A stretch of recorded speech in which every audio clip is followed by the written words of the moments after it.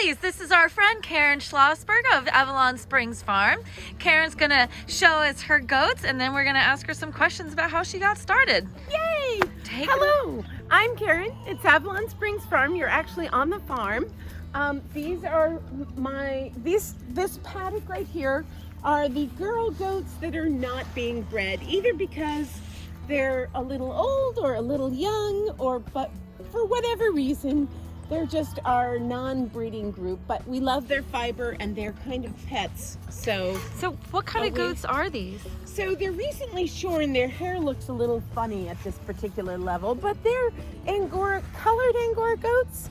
And I always say that's such an American thing because the white Angora goats are the ones that you find all over, like in Turkey and in South Africa and Texas. And colored Angora goats were kind of pulled out of the breed by a group of women in the desert Southwest about 40 years ago. And so it's really an American thing. That's very cool. Yeah. And how long have you had goats? Oh, probably 25 years, something like that.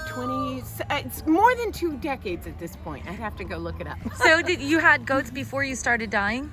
Yes, a little bit, not a long time. And I certainly was at the beginning level of dyeing where I was not like, I used to be an art teacher, a public school art teacher. Oh, very So, and actually that is part of why I went into Angora goats, because I wanted to do a little micro farming activity, but I wanted the application or the product of the farming activity to be something in the arts. And so then I used to be a painter and a potter. And then when I discovered fiber art, I was like, oh my gosh, it's the marriage of the two things I love the most. I love color and I love texture, and you get them both in fiber art. So yeah, so then it was like, cinch, this is it, this is what I'm doing. That's awesome. And then how long have you been dyeing? For a long time? So again, probably 2 decades, and it was a slow start. I have a daughter. It was like right before the birth of my first daughter. Why do we mark everything with our children? But we do. And she's now graduating high school, so, and is driving and everything. So, oh, wow. So, yeah, so that's been just about 2 decades, but maybe a little less on the dyeing. That's wild. Or dyeing and selling, I guess I should say. And do you knit, crochet, weave? I do.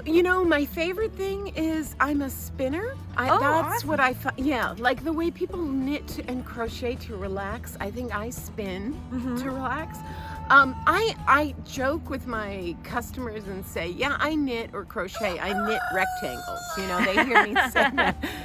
I knit enough to kind of like give myself feedback on what the different the dye techniques and way that I dye yarn gives me. It gives me feedback that I can't get unless I make a few little things. But I guess my passion for the art of it is in the dyeing.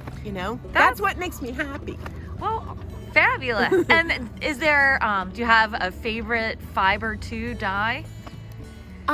Well, the truth is, even though it's probably not the most, I think that mohair is a little bit of an unsung hero, that it's not like, military uniforms and upholstery anymore. When you have little breeders like me that for 20 years I've been breeding for fineness. So the things that sometimes the softest material in my roving is the mohair, even though that's not the great wide reputation of the fiber. But I love to work with it because it's so rich and lustrous with color, which was the base of your question. Yeah. Yeah, it does. I've noticed when we get mohairs into the shop, especially lately, we get a lot of mohair silks.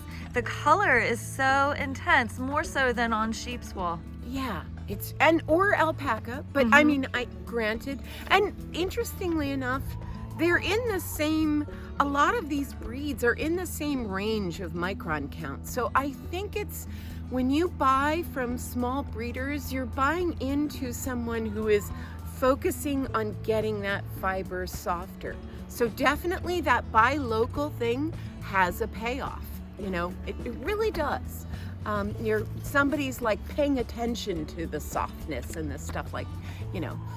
Yeah, and trying to produce the best that Mother Nature can, you know? Yep, absolutely. Yeah. So we're hearing lots of noise from these girls over here. So let's take a look at your chickens. They are so cute. So some people laugh at our decrepit little rooster doghouse, but you know, our roosters have the dream job of they get, you know, like food and water and the 24-hour parade of chicks. You know? How long have you had these chickens? But they're not with them because I don't want fertilized eggs. Right. So these are like rare breed chickens, and we just always buy from people who are trying to bring back breeds of chickens. So there are no Rhode Island Reds in there or Leghorns. They're all like a variety of little you know, breeds on the Livestock Conservancy rare breed list. That's wonderful, and they're so funny. And they do make a mess. Chickens, I mean, eggs are marvelous, but chickens are messy. So how many different breeds do you have? I think it looks like quite a few. Yeah, probably about a dozen. Usually I just like ask for a mixed group. And I get them we don't eat them, but I do add to the flock every couple of years, because like a goat lives for a really long time. Like, you know, they can live to be 15 if you know, but a chicken doesn't live quite that. Their lifespan is shorter. Gotcha. Come on, focus on the chickens, not on the wire. Yeah, they're so but they're cute. fun. And you know, if you love color, don't you gotta have chickens in every color they come in, you know? Of course. Absolutely. Yeah. All right, and you've got some new yarn for us too. Yes, I do. Okay, well, let's go take a look.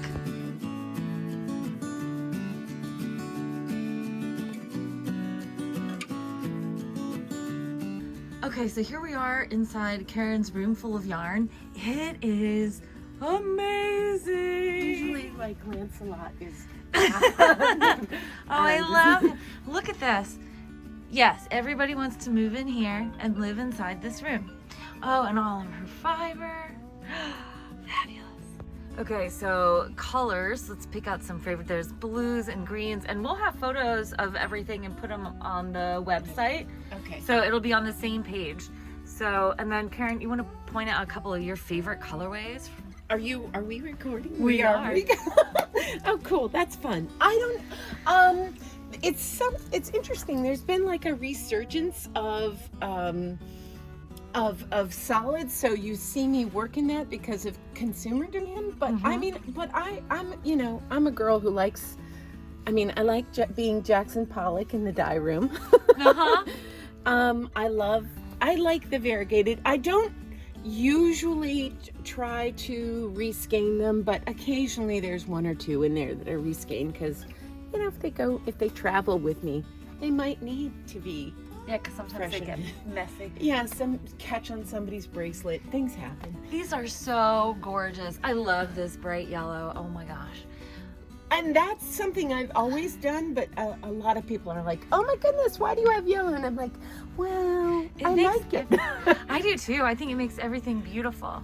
And I love the variegateds too. And I mean, I really like the dark blue. I don't know. So some solids really attract me, but I can't not admit to liking to play with the variegateds. So I do some speckled, I do some ones that repeat, I do some ones that don't repeat. And